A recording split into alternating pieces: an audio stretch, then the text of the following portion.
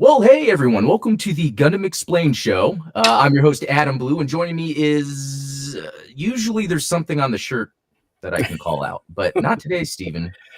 See, I let you down. Yeah, I know. th- well, currently there's baby vomit on my shirt, but you probably Oh, can't see it. So that's okay, so there is some character with today's apparel. No, that's yeah. cool. And real What are quick, you I'm gonna rocking watch. tonight? Oh, what's up? What are you rocking tonight? A little Godzilla? Yeah, Godzilla, specifically from 2000, the movie that came out like after the American one didn't do good. They were like, okay, we gotta do this again. Let's reset, go back to the Yeah. old school. It's funny to me because it kind of looks like one of those wolf howling at the moon type shirts, but with Godzilla. Oh, that's a good idea, actually. I I would bet someone There made should it. be a whole series of like Gundam, Oh, like Super Sentai and Godzilla t-shirts of like howling at the moon type. yeah. I'm gonna look into that actually after this. But thanks all for joining. If you happen to be a subscriber of Blue Gamer, you probably saw this go up on Blue Gamer randomly. Um, I just forgot to hit the toggles, but also I'm trying to test this streaming on Instagram. I don't think it's working. I'll figure that out later. But also, oh, I'm echoing. So it could be that whole thing we were talking about. Let me then mute. So the Instagram thing didn't work, and that's probably where this echo is coming from, guys. So I'm always trying new things, and then they just don't work. Um, but yeah, guys, as we go, just let me know how the audio is between Steven and I. But Sweet. um, Yeah, you are an early adopter of like new technologies. Like, and I think we talked about this a couple of shows ago, where if anyone is going to be the first person to experiment with something new, like it's going to be you, right? yeah, Like, I love that. Oh, and yeah, and they're even saying it's fixed. So that's what it was. So basically, Steve and I are trying to figure out how to live stream on Instagram too, and we both we're using Meld, which is amazing, but there are little issues with it. And like when JamKillX called in, or tried, we were able to talk to him, but we couldn't get the audio. So there's something with the audio and Meld. But yeah, anyway, this is a Gundam stream, not a content creator, but it can be. But no, yeah, I hope everyone has had a good week. Uh, a few things we'll be talking about today, some recent gets, some video game discussion. If you guys saw my Instagram post I made a little earlier today, or actually it was just recently, something to talk about, more ammo for getting more Gundam games out there. We'll talk about that. Yesterday, Steven's show, that was a fun one because I felt like it was a lot of us just kind of bantering because we had some interesting conversation about SDG Generation Eternal, especially for those that know Steven's typically very positive about it. But there was an interesting thing they added that Steven did a great job breaking down. So check that yeah, out if you haven't. yeah. Zionic Shadow actually reached out to me and corrected me. Is that there's actually another gotcha unit that I missed, which is a high. It's not the high mobility. It's the heavily armed EZ8. But again, I think that my point Oh, still stands. yeah. Is that it's more gotcha units, and it's like, if you don't have enough units to fill your roster with it, like then the free to play players are screwed. Yeah. Yeah, it is interesting. But at the end of the day, the stuff that you love from the shows, you're able to get and play those levels. So That's it's all like that matters. an interesting balance. Yeah, I know. But with I got the O, and at first I was like, I didn't really want the O, but I'm actually kind of happy because at the end of the day, I would want to, like, it's like with my robot spirits. I'll get the Zeta, the Mark II, the Yakushiki, and then after a while, it's like, okay, I'll get a Gabaldi, I guess. I guess. The one thing that is cool about the O, that EX unit, is that the Palace Athene and the Bolinoak Saman join in its EX attack. Oh, Because it does this thing where it's like it does double beam sabers, and then the Palace Athena shoots missiles, and then the Bolinoak Saman does like a claw thing, and then the O does like a big combo. So it's like it's the only unit that does that, where it's like it reminds me of like one of those Tekken tag games where you've got yeah. like, I know what you mean. It's funny because I feel like those other suits are not like big deals necessarily, but having them as part of that kind of makes sense to kind of fill out the feeling of Zeta. yeah, because I don't think that anyone would go for a like an EX Palace Athene. Well, Like if that was the banner suit, I don't think anyone would go for or bologna sandwich. it. Or a bologna sandwich. Yeah. um, but no, that was fun yesterday. Us kind of just talking stuff. And what was cool is this past weekend were our birthdays, Saturday, Yeah. Sunday, which was pretty cool. So Saturday night, I went and saw The Toxic Avenger, reboot, remake, just another movie, whatever you want to call it. Sure. And I liked it a lot, but it is exactly that. It is, like that trauma style film, very schlocky. It seems cheap. It probably wasn't expensive to make, but there's always usually a message within it that it is trying to tell you, like in a sarcastic way. I've started to realize how much the trauma movies are toxic. It tries to tell you lessons like my dad does with sarcasm.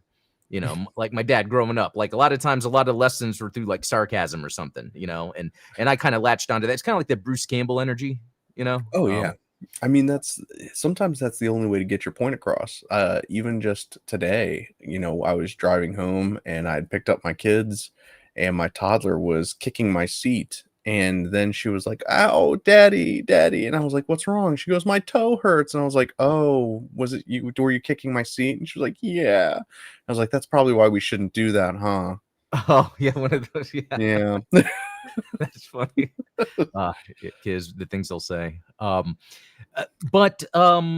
So yeah, Toxic Avenger, and then for Sunday, what did you do again? I think we talked about it a little bit. What'd you do for your birthday, or what'd you get? Not a whole lot. I mean, just this little guy, the Gundam Fair Act, which Oh yeah, that's right. after last night I had to confirm because I made that silly prediction where I was like, okay, they're gonna make a P Bandai version of this that comes with the loadout that the second Ilan Karis has, and I was like, crap, what if they actually include that in here? But I went through the manual and they do not. It is just the sniper rifle. So that's probably going to be another so release. my prediction still stands, is I think that there's going to be a P Bandai Fair Act rebuild. And considering, and I was confirming yesterday, they still do P Bandai Witch from Mercury kits anyway, that neon, whatever we call it. So that makes me think they're going to keep. And I know that. everybody has been blowing us up about the new P Bandai announcement, but to me, I don't buy fan fiction stuff. Oh, you're talking about F91? Yeah, the Danan Gay or Danan I just Guy. had it here. So I posted on Instagram. I have the Robot Spirits of the Black Vanguard version. Yeah, and so yeah, that's funny because it's like I see that 1/100. It's not considered a master grade. No, which is kind of funny, isn't that? Like, because it was RE100. They said they're not going to do that line anymore, but it's just a 1/100 scale. So it's a reprint of I guess not a reprint, but they're retooling the existing RE100 Danan Zon, right? Oh, that might be it. Yeah, I don't. And so it's not in the RE100 line because they don't do that anymore. So it's just a RE, or it's just a 1/100 scale. And that's interesting because they even announced, and I don't know if it really is brand new, a new like an add-on option pack for the F91 2.0. And I don't know if that's supposed to be a brand new one or not, but I really like F91 suits, good guy, bad guy, whatever. I have the Robot Spirits. I even have the other Denon Zon or whatever, the Robot Spirits versions. And they're neat because I like how it still has the beam technology evolved.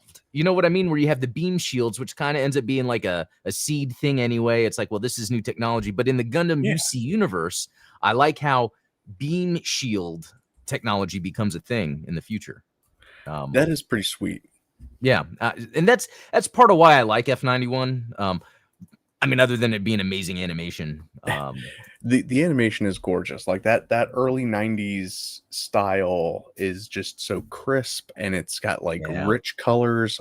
It's really hard to hate on that. And there's this.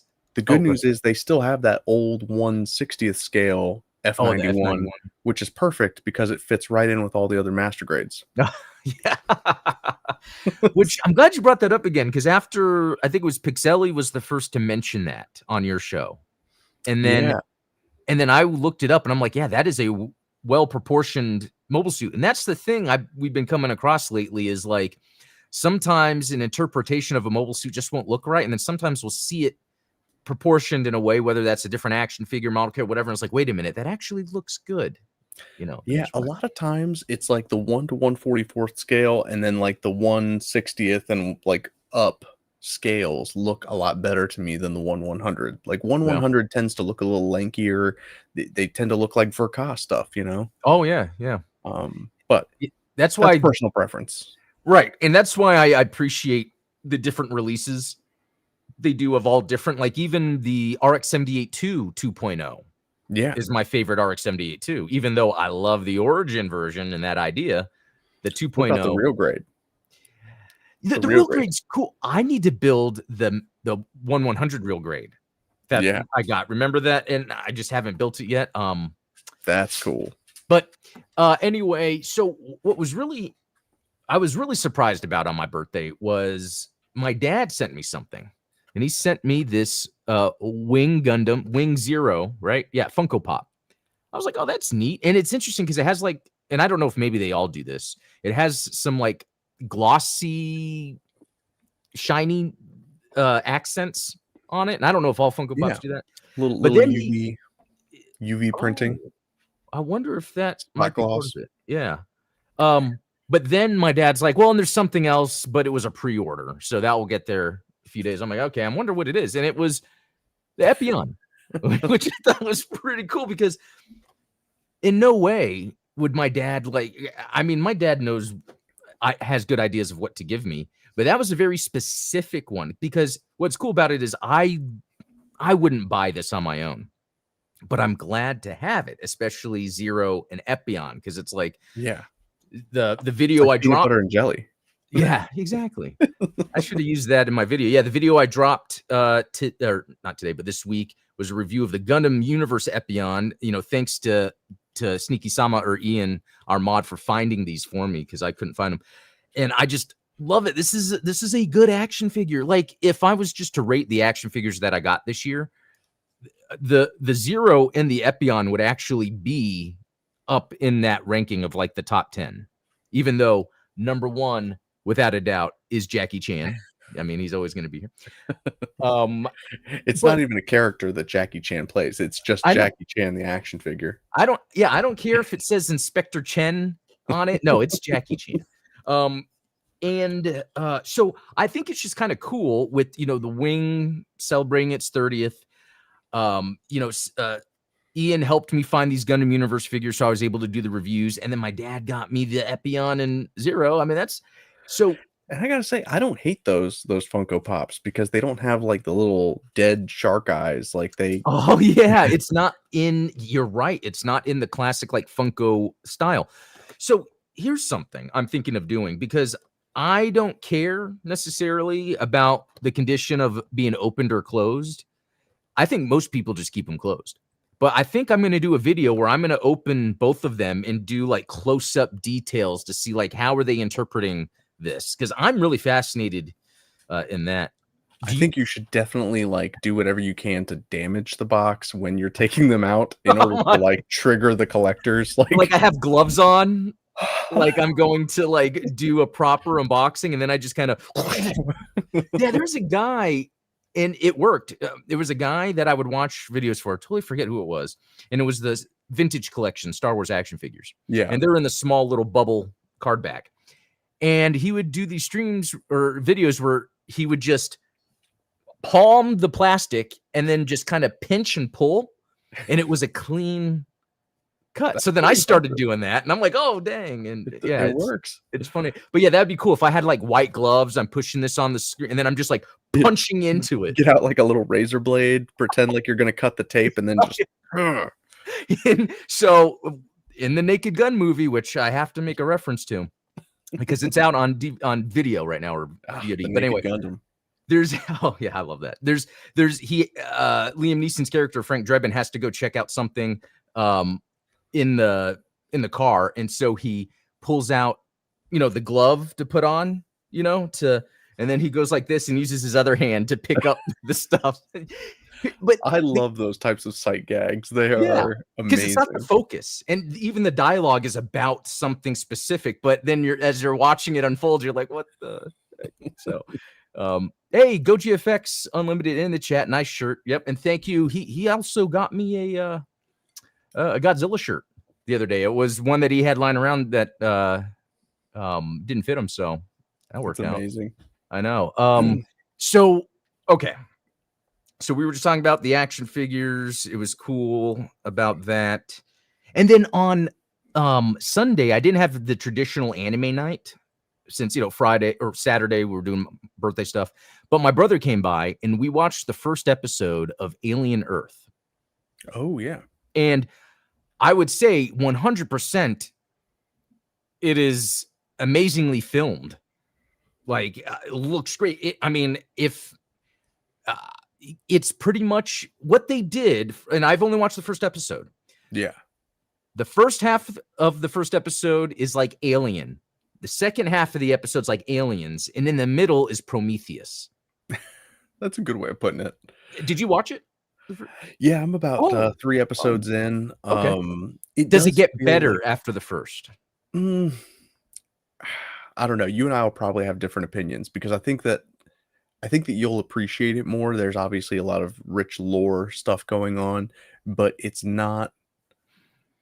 I would recommend it for people who are into like the lore of the Alien universe and not so much like Alien movies. You know what I mean? Yeah, because what I picked up a lot from that first episode is there's really a lot of chewing the lore. There is even if it's new lore, but it has, and it's a cool story, right? It like is. These competing corporate factions, there's a lot of political intrigue and stuff going on, but it's like, that's not what I'm looking for when I'm watching an Alien movie. Yeah, so that's what's so hard about this, and I need to. Oh, Goji's asking if you saw episode 5. No, I'm not that far yet. So that must be 3. Because I will say that, like, even watching it, it's almost like, oh, this is just Alien Prometheus for TV. So what I liked about Alien to Aliens, even to Alien 3, is they were very different movies. Alien Resurrection was different. Wildly. But this seems more like just like, here's what you expect. And on one hand, I appreciate it because the cinematography, the design, acting, everything is on point. Yeah, they nail the aesthetic. Like, all of that stuff is really good.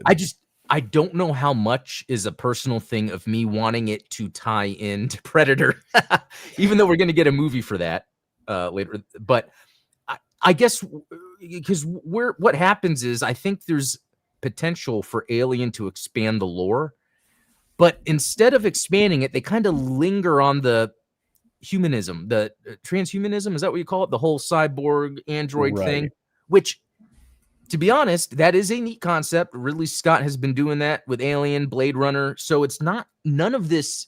In fact, it seems like what they're doing is a good idea.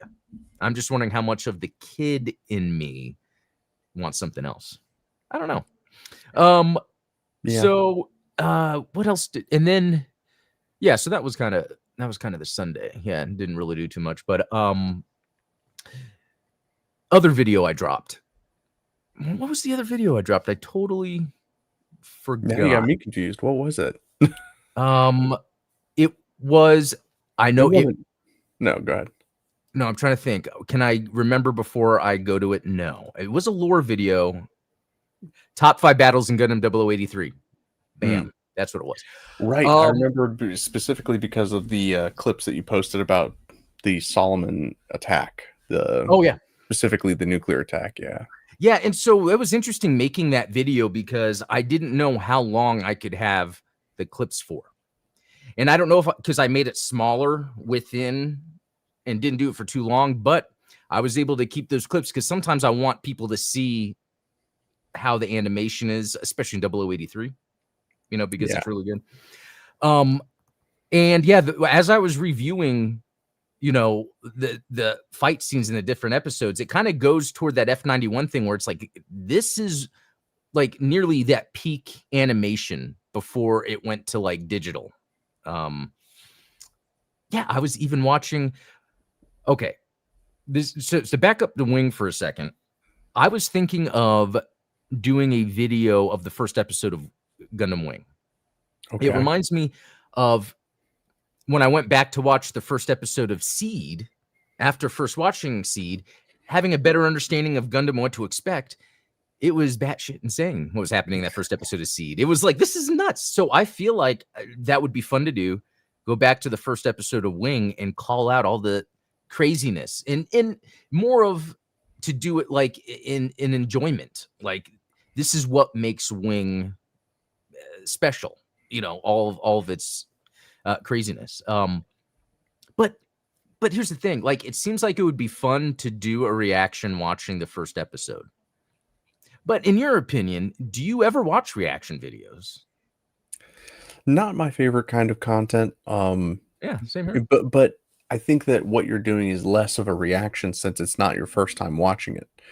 Oh, It's right. so It's like a commentary. right. The commentary is Oh, what I find appealing. So I think ah, that it's worth doing like a yeah, as opposed to calling it a reaction, it's reaction more of video, just like more just a commentary. Yeah. yeah. Okay, I'm glad you framed it that way, because that's kind of what I like to do with this stuff. Especially one day I want to go back to the first episode of the original Gundam. And I've done little things like that, but to really break down everything like as I'm watching it.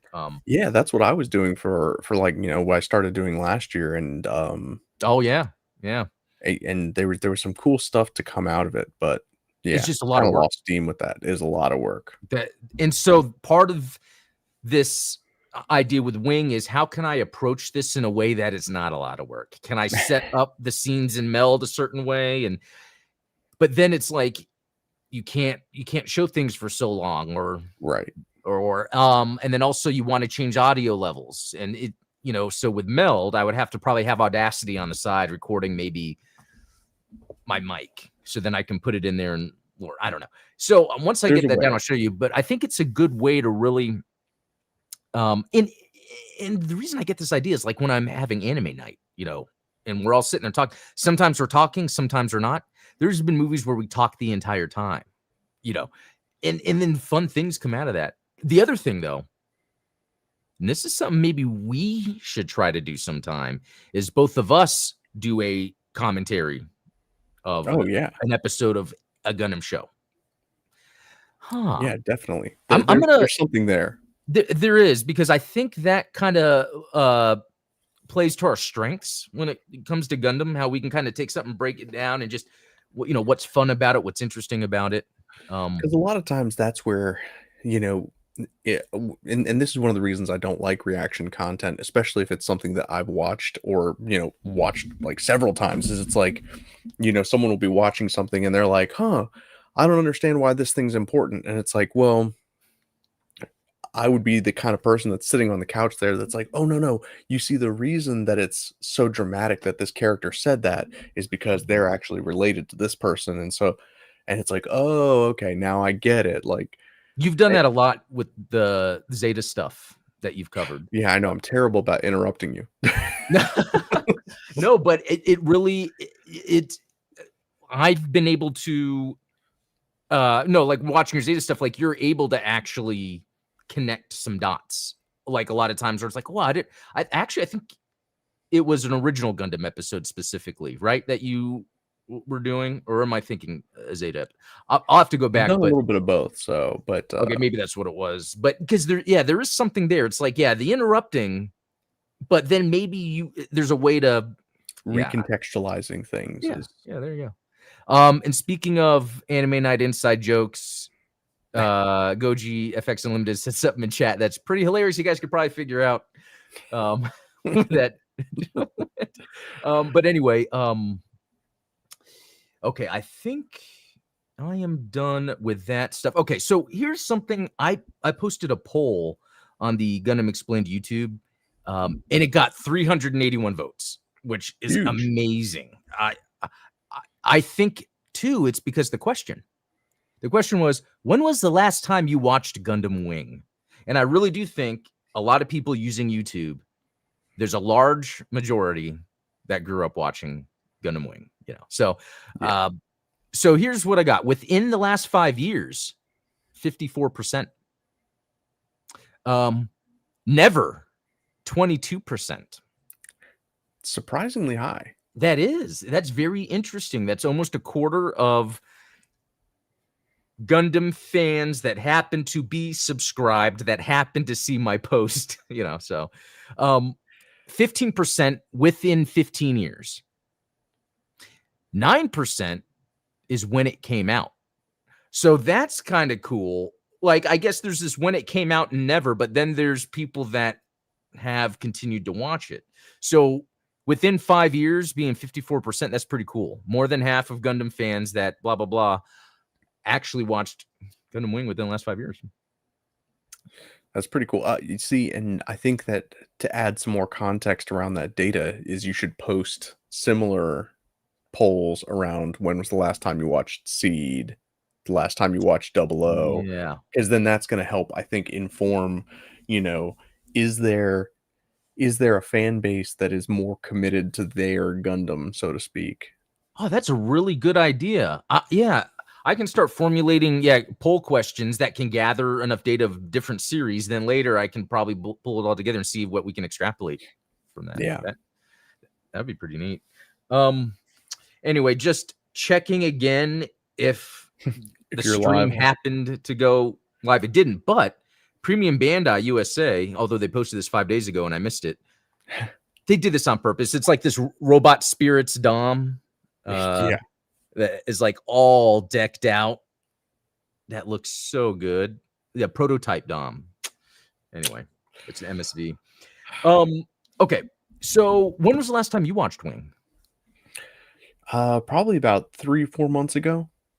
Oh, wow. And how do you take in that? Do you just do a couple episodes a day, or? Yeah, it was a few episodes a day, and a lot of it was because at the time I was editing that anime music video for Howling at the Earth. Oh, and so I was taking that song Avalanche and setting it to Gundam Wing. So I was looking for very specific scenes, and so I was like, well, and you know how it is sometimes where you're like, oh, I'm looking for this one specific scene, so you're watching the episode to see when that scene comes up, and then the scene comes and goes, and you just continue watching the episode, and it's like, yeah, oh wait, I was actually supposed to be doing something. Or even in my case, sometimes, especially 0083, is the scene doesn't come up, but you're just watching anyway. Yeah. And then you're just watching and you're just not even thinking, and it's like, oh, wait a minute, robots fighting. But I think I want to do a Wing rewatch, and although I should finish IBO first. But you know what's interesting? IBO is very serious and dark. Yeah. But Wing is like goofy serious. So it's almost like more fun to watch Wing than IBO. But it could be, again, I'm 9 episodes into IBO, and while it's interesting, it's not like pulling me like other Gundam series. So would you say it's going to take more than 9 episodes for it to really find it? Or I don't know. I mean, shoot, like 9 episodes is about when I fell off of IBO. Really? No, I watched more than that, but like I really enjoyed like the first half of the first season of IBO, and then after that, it was like after the turbines kind of like took a step back, and I think what we're on like the 5th form of Barbatos. I'm like, this is just not for me. Interesting. I hadn't heard that from you before. So one, I need to finish this anyway. I want to say that I've watched it. Yeah. But I will say it's very hard for me to get into it. Even like the designs. I bought the Gundam Universe figure, and it's cool. I think the design is cool. It's just not only does it not lend itself to Gundam, but not even really mecha. But it's its own cool thing in a way. It almost looks like a Pokemon. It does. I don't know what it is. Especially in like the form when it starts to have a tail and like all that. All that stuff. Yeah. I don't know. I don't want this to become IBO hate. You know how we can just easily start hating on something. Hey, but the one thing I do appreciate about IBO is it's one of the Gundam shows in recent memory that does not shy away from killing main characters. Okay, that's and I know everyone's gonna say like, well, Double O kills a main character, and I'm like, but did they really? Do they really kill him? Because come on, it seemed like it didn't happen. Right. That's a good point, especially the sexualization that happens in IBO. It's pretty Right. extreme. Yeah. Where the things are yeah, and you would think that they wouldn't do stuff like that anymore, but I don't think that's really the case. I just think it's like, oh, let's make something with new themes this time, and then just kind of go back and forth. Yeah. So I'm gonna use this to If remind you commit to myself. watching the rest of IBO, I will Yeah. commit to watching the rest of Double O, Okay, and then we'll watch Wing. and then we'll watch Wing together. There you go. Okay, that we gotta remember that. Um, okay, so do we move on? Actually, one more last Wing thing is, speaking of Gundam Universe Wing figures, I ended up, this was at Walmart, I think Walmart or Target, so I ended up just picking it up. Tall Geese 2. Um, Again, there's something about these Gundam Universe figures where just looking at the sculpt and paint, yeah, it's not an SH Figure Arts or Robot Spirits, but it is very well proportioned, and it just, I think actually a good way to describe it is it makes the mobile suits look cool. I Yeah. think the way they have them proportioned, it just makes them look cool. They're very anime accurate. Like, especially like looking at that Tall Geese, I'm a big fan of the proportions in the anime where the Tall Geese has like very thick thighs. It's a pretty chunky Yeah. suit. But then like most of the model kit interpretations of it tend to be slender. So Yeah, that's interesting. Like how the Gundam Universe aerial is a little more chunkier, and I really like that. yeah, As somebody's opposed, got to give these Gundams some BBLs and but that is kind of an interesting thing because I think at the end of the day, I don't care for skinny mecha. I yeah, almost feel like that then makes them less mecha and more of like a robot hero. Um, right. Yeah. where I like it where it looks like there's some functionality to it. That's why like the, in terms of that, like a ground GM is probably the coolest looking mecha if you want something that's a functional machine. But Almost like I love that they borrowed from Pat Labor and like they have the like calf mounted beam saber racks on the oh ground yeah, Gundams as opposed to like typically they're over the right. shoulder. It is Like that just interesting. seems so much more tactical to have it like in the leg.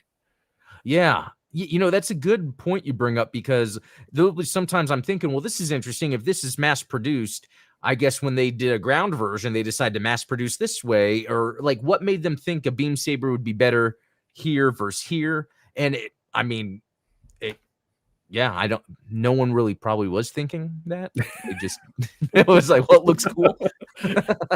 um, Exactly right. okay. So, um, Oh, I do have something wing related to show, oh, I yeah. guess. Here is the fully painted Gundam Assemble Leo. I don't Okay. even know if obviously the lighting's not Yeah, because I ideal. can't tell, like, if you did details on it or not. Did you do a little Yeah, I bit did of a little bit of edge highlighting and like, some shading on him, but I tried to keep it pretty light. And it really is only like 6 or 7 colors that I used. There's red, orange, brown, gray, green, black, that's little still a lot. silver. And you haven't posted that as a picture anywhere, have you? Not yet. No, I've got a video that I'm going to Oh, be that's right, the video. dropping Yeah. tomorrow. So, Sweet. I can't wait for that. Yeah. yeah, Yeah, you were talking about that yesterday because not only the painting, but also the LEDs. correct. Yeah, Okay, wireless that's LED installed in this guy. So, now the trick is going to be how can we get the wireless LED, like the induction ring, into one of the play mats? Because well, then when if you you're go to play going your tokens, well, so that's pretty neat because what if you were able to somehow design a play mat that had a built-in thing. I mean, you'd really have to think about that, but that would just level up. Think of if you were to like place the dice down or something, it would then, if it's like attack, it would make a sound of like a beams blast or something. so cool. Yeah, Or if you put it on the base, it makes it like all light up underneath as if it exploded or, yeah, I think we're just making a video game actually. Now that I think about it. yeah. It's crazy to me because I feel like when we were kids, board games had these kinds of gimmicks, but now they don't. You know what I mean? Yeah, that's very interesting. It seems like it's all in on the material holding a thing, or it's just all electronic. It's a video game. It's there needs to be that middle ground, that sort of physical entertainment that also incorporates a lot of gadgets or something. Yeah. Interactivity and like that's the stuff that I really love. So, and that's where you give credit to Nintendo, because they tend to come out with stuff that has more physicalness to it, even like the Ring Fit. Yeah, there you go. And then the Labo. I Yeah. don't know if you remember that with the cardboard. That was pretty Yes, cool. that is. Yeah. Okay, so speaking of video games, something else I had posted on Instagram. That's crazy. I rarely post on Instagram, like, Yeah. other than my clips. So Helldivers 2 sold close to 1 million copies on Xbox in the first 6 days. Now, that actually, from what I had read, beat out PlayStation. And so what I added onto that was, so why are Gundam games skipping the platform? The last major Gundam drops were SD Gundam Battle Alliance, which we've talked SD. That doesn't really help too much. Gundam Evolution got shut down. It's like, hey, Xbox fans, here's a Gundam game shut down. And then Gundam Breaker 4 was on PS5, Switch, and PC. See, Battle Destiny Remastered only on Switch and PC, not PlayStation. So we still don't know if there's some exclusivity with that. We'll find out. Yeah. So what this tells me is, if you don't release your game on Xbox, you're leaving money on the table. Now, there's more to that, because I would say it depends on the IP. If you release a game that's just not that popular, and you can only pick one console platform, you're going to pick the one with the largest fan base. And what's interesting is Marvel Rivals just announced that it's going to be on PS4. So they had already been on PC, whatever, I guess Xbox and PS5, Marvel Rivals, but now PS4, which is really cool, because they know it's like, there's money on the table. We can, and for Andrew, don't go talking about Gundam and Xbox again. But I think Gundam, I think they're just leaving money on the table in multiple avenues, because by having Gundam advertised on Xbox, and there are millions of people that have Game Pass, not only are you getting another Gundam game in someone's hands for them to buy or play, but getting people into the series. And because there are people out there that, let's say the only game they care to play is like a Fortnite, a Call of Duty. They might like, I'm going to buy an Xbox since Call of Duty's on Game Pass or something. They might be thinking that. And then, Gundam game's not showing up there, and it's like, okay, and again, it's not like it's because Xbox is my favorite platform. Like, for me, I'm a huge fan of Gundam. I'm a huge fan of gaming. I want to see Gundam everywhere in gaming. 100%. And so, especially if you're going to the trouble of porting all of your games into Unreal Engine, which makes the transition to other platforms, it's not perfect. It's not easy, but it's easier than it would be otherwise. There's a really great saying that I think Simon Sinek, I'm probably misattributing it to Simon Sinek, but he's the one that I heard it from, is it's like, if someone has an idea, it's easy to come up with 1 million reasons why it won't work, but you should challenge yourself to come up with 3 reasons that it would. And that's the one thing that I constantly see missing from Bandai Namco marketing and Bandai Namco development teams, is it's like they can give you every excuse under the sun as to why something isn't going to work, and yet they're incapable of coming up with just 3 reasons that it might.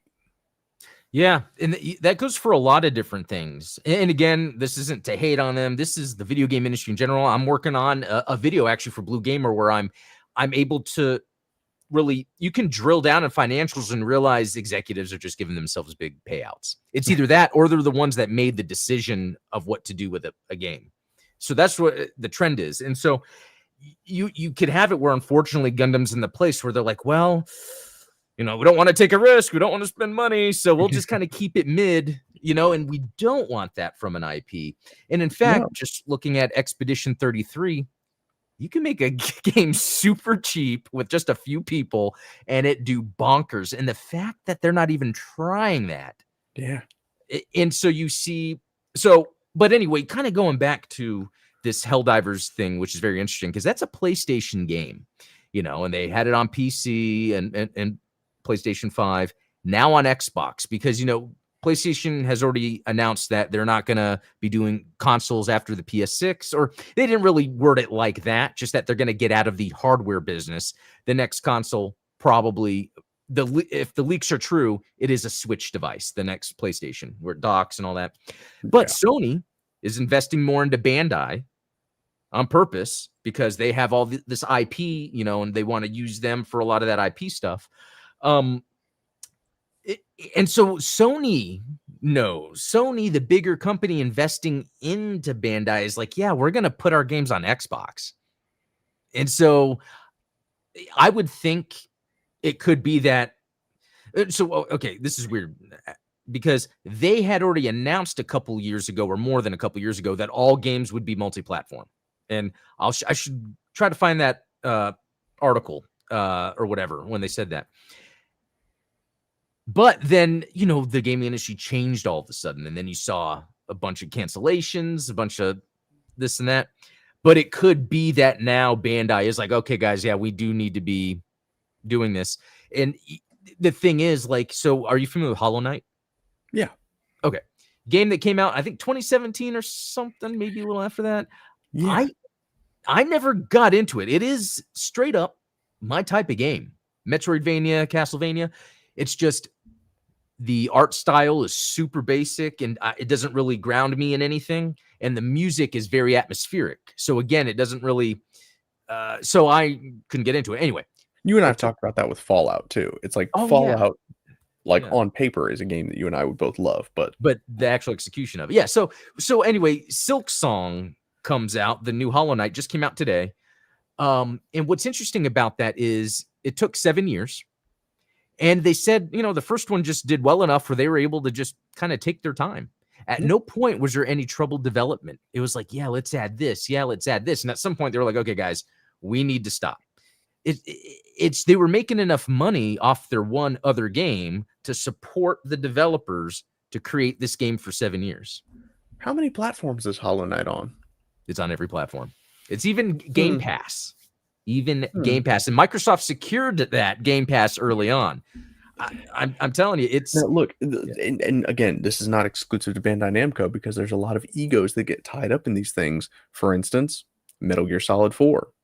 Infamously still only on PS3. We have a Metal Gear Solid 3, which has been on the PS2, on mobile. It was on the Vita. Yeah. It's been on Xbox, right? They did subsistence. The collection, HD collection. Yep. Yeah, they did an HD collection, and now it's remade for all platforms except Switch, except Switch. Yeah. And still not even a second platform for Metal Gear Solid 4. And it's for stupid reasons. Again, like you said, what was the reason? Leaving money on the table. I believe there was an idea that putting it on another platform would cheapen the experience that it is meant to be experienced on the PlayStation 3. So was this more Kojima or more Sony? I think it was Konami. I mean, I'm sorry. That's what. Oh no, I didn't. Okay, it was Konami. Okay, so it wasn't Kojima. It wasn't Sony. Because Konami has the rights to it now, right? So similar to Metal Gear Solid Delta, in theory, Konami could do whatever they want with Metal Gear Solid 4. Because even Metal Gear Solid Delta is made in Unreal, so it's not like all they did was just move it over. They had to rebuild it, which you would do with 4 anyway. Yeah, I bet that's going to happen. I bet Sony is going to. No, Konami. It's not. Sony's not going to care anymore. Sony's just going to make sure any game can be on their platform. But I can see Konami doing this because last year we got the Castlevania DS collection. This year, which I never thought they were ever going to do a DS remaster. And then this year we got the Gradius Origins, which just personally, that's amazing to me. And then, getting that Metal Gear Solid 3, which, I was researching and they said that they thought this would be and this could be okay, this could be why 4 hasn't been done yet. They thought 3 would be the best way to kind of Resident Evil 4 it. You know, the Yeah. Resident Evil 2 and 4, the new ones are just like really modernized. But and like I've told you, they still have it old school. Which is so dumb because it's like, to me, the original MGS1 would have been the one to remake. Okay, yeah, you're bringing up a lot of good points, because if they were to go off and do this remake, even though you can change the camera angle, it's still where you're just in these little sections. Yeah. Where you just do, and then it's over, and then the next match, and then, you know, it's like not built like a modern game. They already have an Unreal Engine. They should have just built it out like that. But what you're saying is killer. That, well, okay, then what would happen first, 4 or 1? So in my perfect world, if Capcom, or if Konami was going to go full Capcom, I would want them to reimagine MGS1 in the same way that Capcom reimagined RE2. Right. Where instead of, like you said, having these isolated sections where there's like the loading breaks between rooms, you have like one continuous flow of Shadow Moses, the station, you know, because like in Resident Evil, it's the police station, right? Right. So if you imagine Shadow Moses from MGS1, but where you have persistence between the areas that you're traversing in the, that would be. It is interesting because when I look at Metal Gear Solid 5, it's like that actually should be the foundation. Well, I guess they can't use that engine, but in terms of because Metal Gear Solid 5 still plays better than Delta. It's just I appreciate Delta feeling modern, but playing old school. It's a very interesting thing that happened. And almost like they wanted to preserve it almost out of respect, even though it seems to be the opposite case for Konami, you know, from Kojima in the past until now, because in the opening credits, it's like original story by Hideo Kojima, original this and that by Hideo Kojima. You know, like they have him all didn't have over. to do that, but they did. Yeah. Interesting. So anyway, what we're talking about, this kind of reverence of treating something with respect, is what Bandai Namco needs to do with a Gundam game. Yeah. That is what we're talking about here. A game on Xbox, don't try to make it into a esports cash cow, which hero shooter. I know. Oh man, that works when you already have an established gaming franchise and I know they have Gundam Breaker, which I don't want to forget that, but that's more for the Gunpla fans. Like, and maybe that's not even true too. I feel like Gundam Breaker is a good example of what's another one? Katsumari Damacy, but that's Bandai Namco you like too. Roll around with the ball. Yeah, it's a franchise that doesn't cost too much, and you can just keep coming out with a new one every few years, and it always does kind of the same core thing. And even though you could say Gundam Breaker is an action game, it's really more of a collecting and building with action elements as a way to progress your collecting. 100%. And so that's why it's like I want to give respect to Gundam Breaker. I feel like that's a separate thing, but they need their Armored Core. They need their. So they published, FromSoft games. You know, Sony owns a lot of FromSoft, Bandai Namco, because they know what works. Like that type of game works. So it's like they need to do that with Gundam. Yeah. And in fact, we should probably change the name of the show to like how to make a Gundam video game, because I feel like that ends up being the conversation all the time. You know, and clearly people are clamoring for it, and it's not just us. And then I think even when we had the guys from the Undergated podcast on my show a few months ago, that was one of the first things that we asked them is like, oh, are you guys going to play Gundam Breaker 4? No. Yeah. So like your average Gunpla fan really isn't playing Gundam Breaker. It's like a niche within a niche that is attracted to that game. But the one thing that's consistent across all Gundam fans is that they do want a Gundam game. They just don't want anything that's out right now. Wow, that's a really interesting way to put it. If you think about it, when people talk about a Gundam game, they just want like, a game where it feels like you're in a mech. I mean, in the Gundam world, I want to feel like I'm in. but I wonder how hard it is with like Wing and UC. It's like, what do we do? That's Yeah, it's definitely a challenge. I think that the GBO2 gameplay is fantastic. I just don't think that a lot of people really enjoy the PvP aspect of it. So if there was a right. campaign mode, and you and I are the staunch defenders of Code Fairy, where it's Yeah, like, I know. And that's a really good example of it's like they have the right idea, they're just not executing it right. And you could look at, hey, when you're not executing it right, usually you're cutting corners. How are they cutting corners? Well, they're really just using GBO2 to me. Now that's fine, but then when it turns, and again, it's not like it was a bad game, but it does a similar thing where it's old school in terms of like you do this mission and then you have to get it done right at this time in this way. Things that modern gamers don't really want to deal with, and they want more exploration. modern gamers want to solve problems for themselves. They don't want to be handed like this is Oh how to yeah, play the game, that's a you good know? way to put it. Because older games were like, here's how you have to do it. See if you can do it. Whereas Yeah. new games are like, hey, there's all these ways you could do something. How do you want to go about it? That's the big appeal of things like Breath of the Wild or even MGS5 is it's like, Roblox. yeah, Yeah. even though MGS5 has those mission structures, you can choose to go run and gun, you can Yep. stealth it in, you can use lots of decoys, or you can, do your personal challenge where it's like, I'm going to go in with no weapons, nothing, everything is going to be on-site procurement, like, I and remember there was that live stream. I think you were watching me, and like I was taking my time sneaking around, and then I died, and then I'm like, F it. And I think I just like ran. I love that stuff. I love yeah, that stuff. Yeah. And so think of a Gundam game like that where you felt like, okay, I've got my other beam saber ran out. I have my one beam saber. I have one grenade. My bullpup maybe only has a couple magazines. And it's like, yeah, maybe melees are always your last option, but you can do it. So it's like, I'm going to fight against, maybe it's like two Zaku's near GM. It's like, okay, how am I going to figure this out? And between like boost mechanics and even just the feel and the weight of the momentum of the mech would be fun to, yeah, I think you nailed it on a very fundamental level.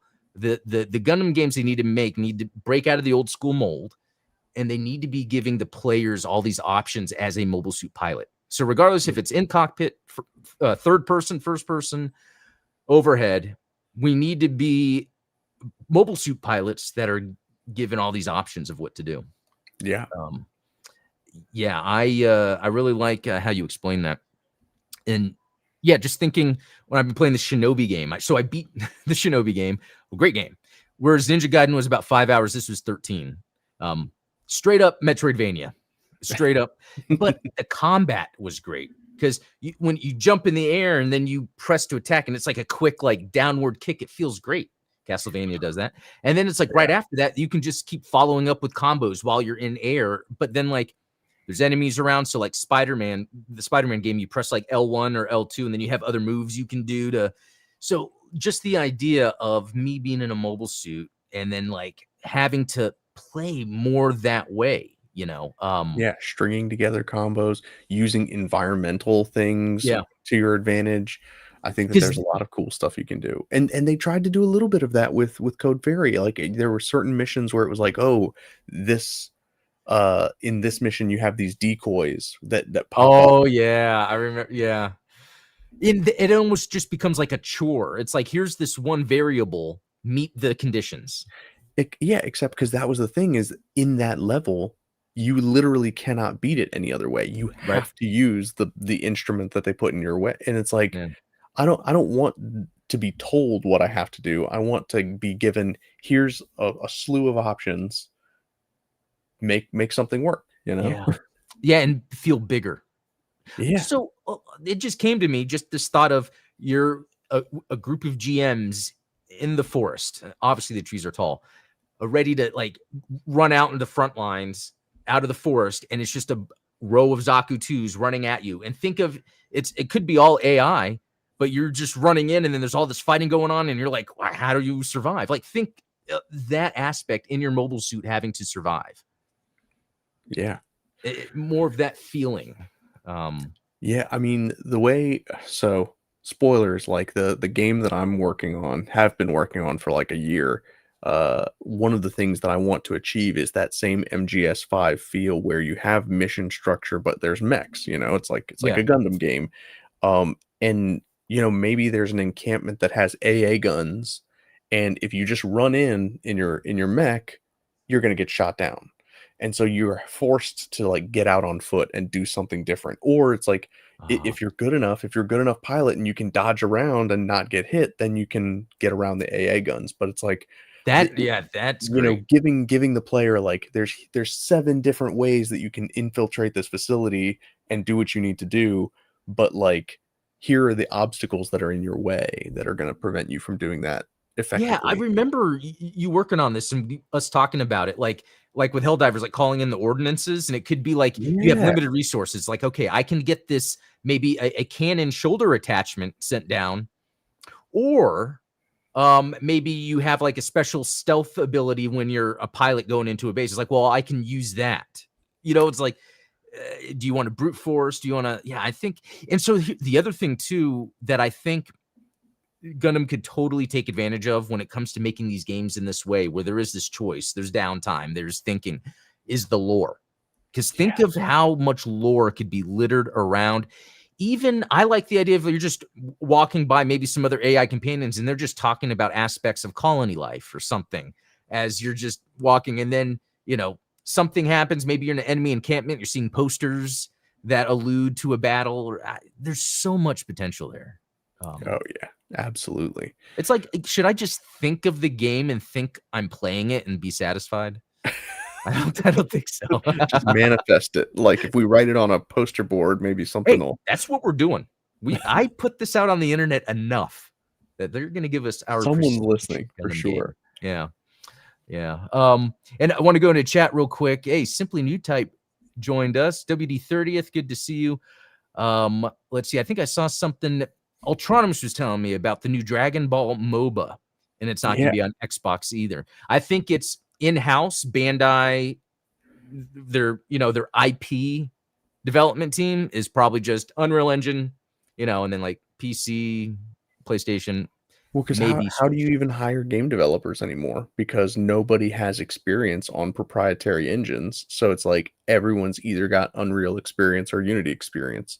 So until companies start subletting their engine, then Yeah, no, that which did we talk about that before? Where I feel like the next thing is going to be the engine. engine, yeah. Yeah, I think it's going to go for full circle because game development is easier on a fundamental level. And then we have AI tools. I think engines that solve problems. And I think they're going to be engines that have AI built in to Mhm. understand what process is supposed to occur and then know how to better balance that. Because what if it knows, okay, we don't have to, what if, it can, the AI, and I could be misspeaking. I'm not a game developer, but like not render a certain percentage of the world that, I know it already does that to a degree, but maybe it can Yeah, like optimize culling. that.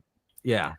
Well, so that's like one of the big things right now is obviously game optimization. Is nobody knows how to optimize a game anymore because they're used to playing on a 500 gigabyte hard drive. And so, yeah, I'm just going to make a 120 gigabyte Unreal project loaded with fluff that's like, scrap code that maybe I used it in one iteration of the game, but now I don't use it for anything and it just takes up space on the game. So like the idea of optimization, I think, should be one of the very first things that AI is used to implement Yeah. on the engine level, and heck, even like just on the modeling level. Like Blender has started incorporating AI tools directly into plugins. So it's like you can use AI generated textures to like quickly prototype your models and things like That's that. where we're So going to see it. It's going to seep in on those smaller little optimizing levels. And then, and that's going to be where people are going to accept it the most. And yeah, that is a really good point. I think that's what it's going to be. Yeah. The engines have optimization layers of AI. And then, going back in here real quick. Goji was talking about doing a VR Gundam game, and they did make it. It's not that great. I mean, it's cool if you like Gundam lore and want a cool Universal Century Story, but shoot my beam saber. I know you shoot by fist or punching. And then Dead Rising 3 never left the Xbox One. Good point, Ultronimus, because they have been remaking those Dead Rising games, and they even had Dead Rising had an additional remaster. I think it came out either beginning of this year or end of last year. Yeah, I remember that. That was another one that they toned down for content.